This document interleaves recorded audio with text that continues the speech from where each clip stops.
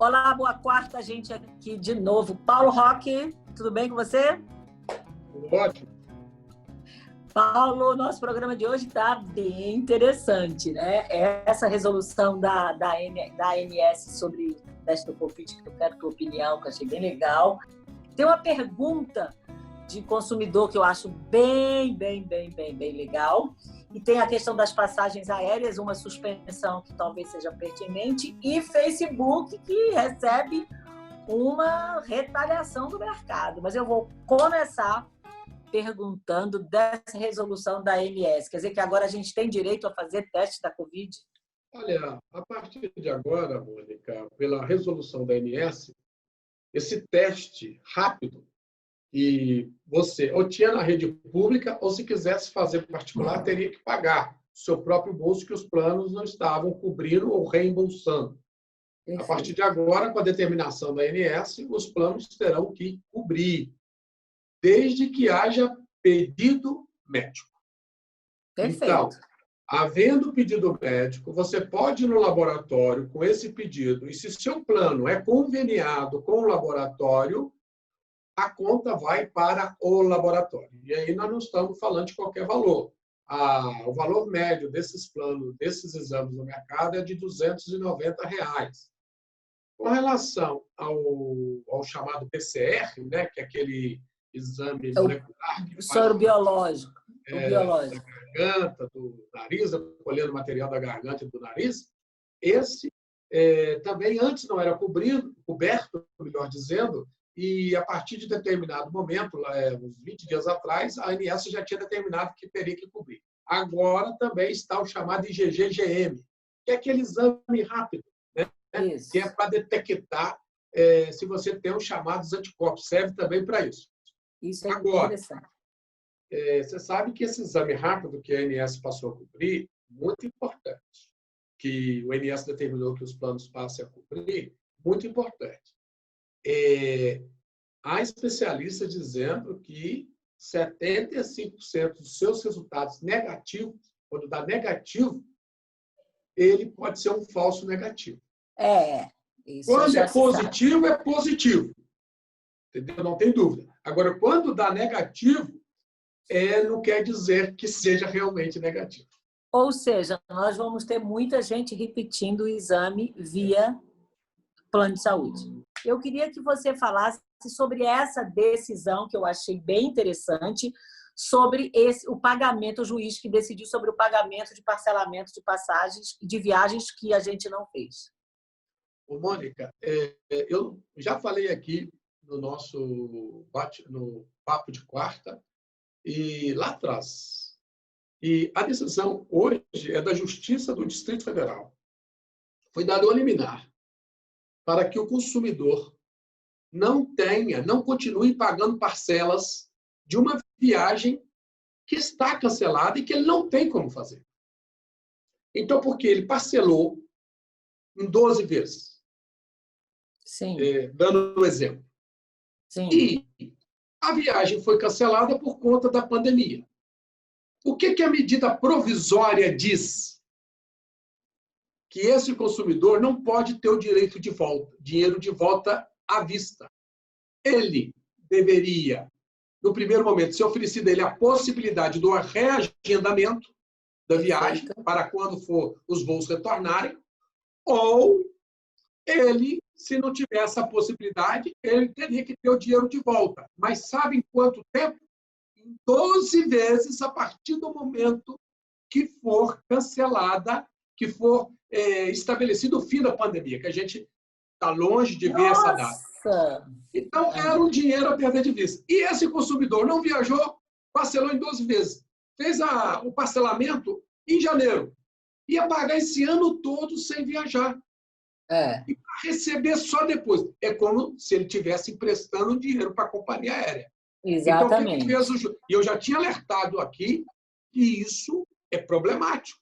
Eu lembro. Porque isso contraria o Código de Defesa do Consumidor e contraria a nossa própria Constituição, que é a proteção do ato jurídico perfeito. Porque quando o consumidor fez esse contrato com a companhia aérea, não estava dizendo que numa situação dessa ele não ia ter o dinheiro de volta Perfeito. imediatamente, ou poderia suspender o parcelamento do cartão. Então, o que fez a Justiça do Distrito Federal hoje? Deu liminar em favor desse consumidor para suspender o parcelamento. Já está valendo. Eu estou de acordo com essa decisão, porque seria uma incoerência eu não estar de acordo, porque eu fui um dos primeiros a dizer da incongruência dessa medida. Sei que as companhias aéreas estão vivendo um mau momento. Mas o consumidor também. Mas o consumidor também. Estão precisando de ajuda de políticas públicas no mundo inteiro, mas não é dessa forma que se resolve os problemas. Acho perfeito. Paula, a gente tem a notícia que o Facebook perde agora mais de 70 e tantos bilhões de dólares num boicote de anunciantes. Agora, não é anunciante daqui da esquina do prédio, não. A gente está falando aqui de Coca-Cola, de Unilever, de Honda, empresas grandes, para que é um grande movimento mundial pedindo o fim do lucro com ódio.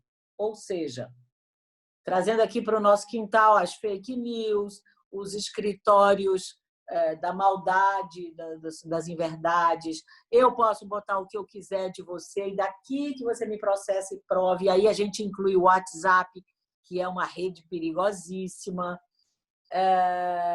Isso, eu queria primeiro a sua opinião, rapidamente, porque eu queria fazer um comentário sobre o que essa mudança pode significar. Olha, Mônica, eu tenho estudado muito sobre isso, sobre as mídias sociais, e vou te dizer o seguinte: esse movimento dos anunciantes não estava no cardápio. Esse movimento deles não estava no cardápio. Por quê? Quando o Facebook surge, essas plataformas surgem, elas surgem com o próprio governo, entre aspas, dizendo que elas não poderiam vigiar. Elas têm a obrigação, primeira, de não vigiar o discurso na rede. Por quê? Se elas fossem vigiar, implicaria censura. Tanto é que o Marco Civil da Internet diz que esse controle prévio não pode haver. O que está no projeto da fake news no Congresso Nacional, em outras palavras, é isso. É querer obrigar a essas empresas que vigiem os chamados discursos fakes. Mas como é que ela vai saber que é falso? Mais uma pergunta. Como é que ela vai saber que é anônimo?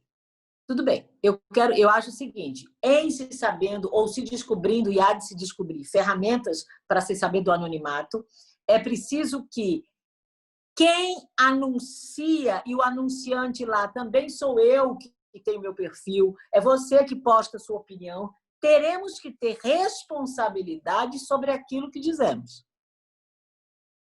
Assim como se eu faço uma crônica numa TV aberta ou escrevo um artigo no jornal, eu tenho a responsabilidade pelo que eu estou dizendo. Você não fica, eu não vou ser submetida a você, diretor, se você acha que é bom ou ruim, mas eu tenho que ter responsabilidade. E há de haver ferramentas para isso. O que eu quero dizer é que o descontrole, e o Mark Zuckerberg, claro que vai apertar, porque ele mexeu no bolso e não mexeu em 70 mil reais, meteu em 70 bilhões de dólares, né? Nós estamos falando de bi. Ele vai apertar pelo seguinte: o ódio dissimulado, incitado em várias situações do mundo, programações para que hajam boicotes, mortes, confrontos, etc., combinadas por ali, pode estar saindo do controle. Difamação, postagens montadas, fotos montadas sua, recebendo dinheiro daqui que você diga que não era você. Quer dizer, há que haver um movimento deles, donos e gestores, para que isso seja levado a um ponto de que você seja responsável pelo escritório que você tem, que passa 24 horas para destruir a imagem da Mônica. Posso falar um minuto? Por favor. Mônica, o que eu vejo é o seguinte: imagine se amanhã essa fala que você acabou de falar aí, você posta na rede, o Facebook vai e suspende, porque, olha, isso pode ser fake news, isso pode ser discurso do ódio. Então, veja, você dá muito poder. É essa discussão. Eu sou contra fake news, eu acho que tem que punir. Eu também. Não. Agora, o seguinte, esse modo está sendo estabelecido e os anunciantes, de certa maneira, estão obrigando que o Facebook faça isso. E, para fazer isso, tem que mexer no marco civil da internet no mundo inteiro. Tem que mexer na legislação da internet no mundo inteiro, não é só no Brasil. Então, você vai pedir para o Facebook vigiar. Então, você vai dar um poder ao Facebook, ao Instagram e ao WhatsApp como uma espécie de Ministério da Verdade. O que eu defendo? O que eu defendo? Eu acho que você tem como corrigir isso.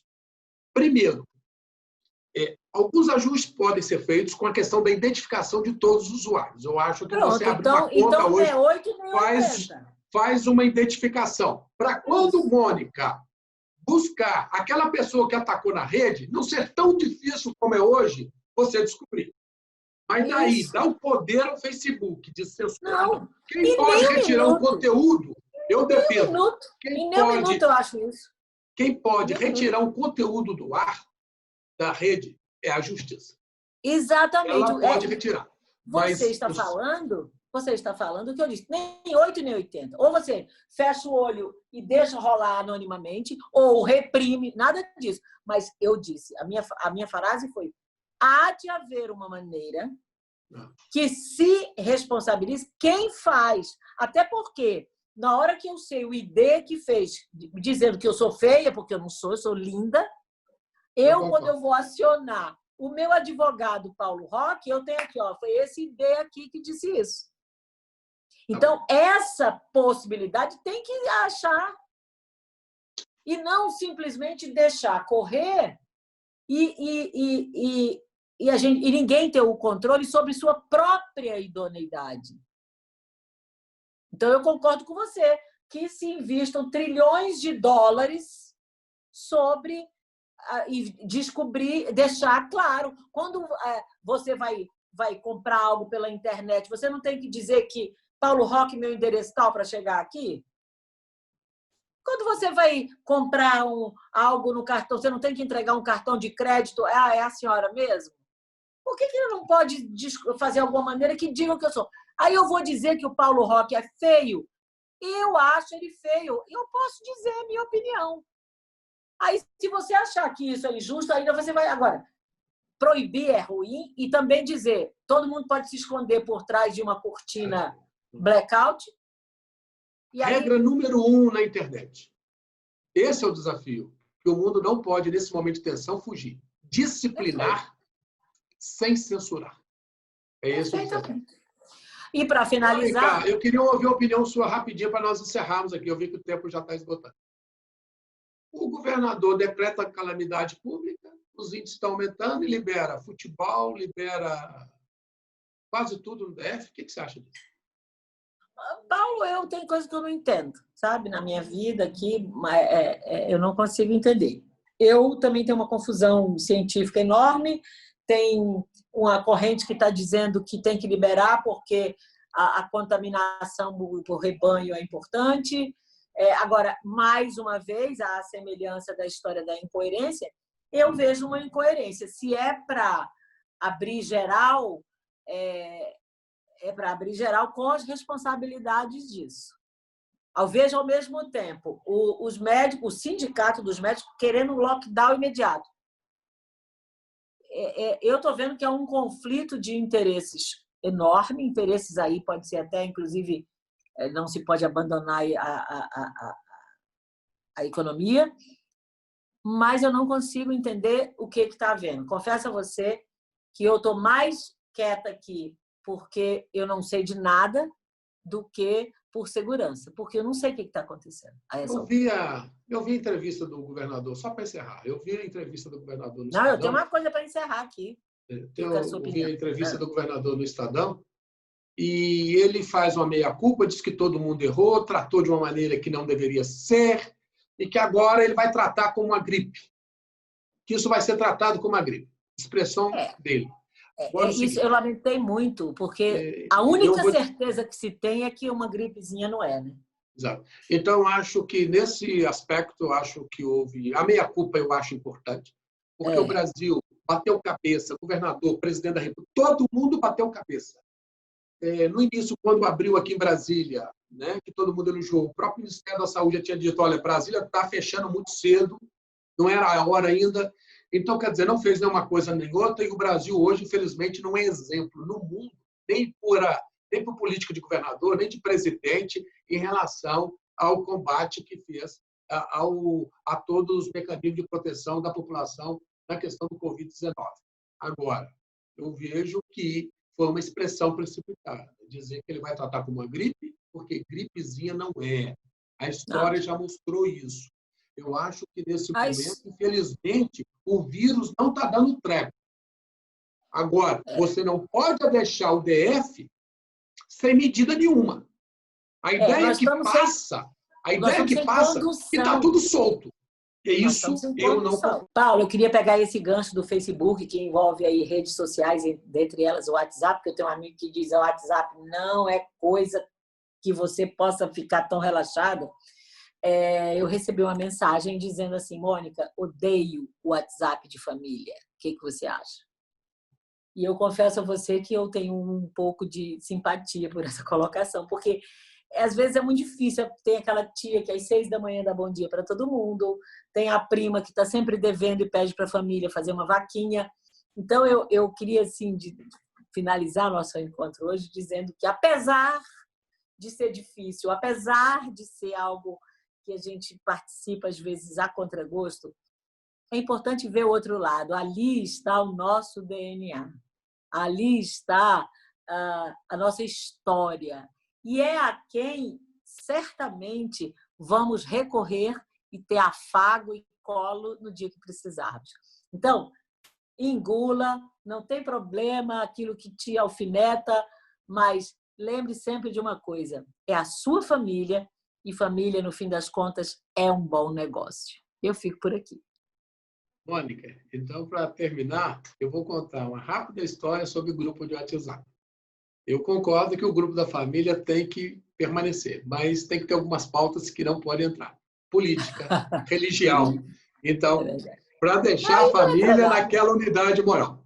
Agora, eu participava de um grupo que queria montar uma associação, e esse grupo todo estava em sintonia para montar essa associação para defender um interesse muito nobre. Reunimos todos, olha, aprovado, vamos criar associação, etc, etc. Até que um deu a ideia, terminada a reunião, vou colocar todo mundo no grupo de WhatsApp. Tinham 2 que não tinham participado e que também iriam ser adicionados ao grupo de WhatsApp. Eu só disse na hora que terminou, vamos montar. Mas eu acho que a associação começa a ser extinta. A fechar. Resultado, a associação começou uma conversa para cá, conversa para lá, um detalhe para cá, uma opinião para lá, para cá. A associação não foi montada. O grupo de WhatsApp conseguiu acabar com a associação que já tinha sido decidida por todo mundo. Então, bom senso, caldo de galinha. E cuidado, não faz mal nenhum no WhatsApp. Um beijo. Tchau.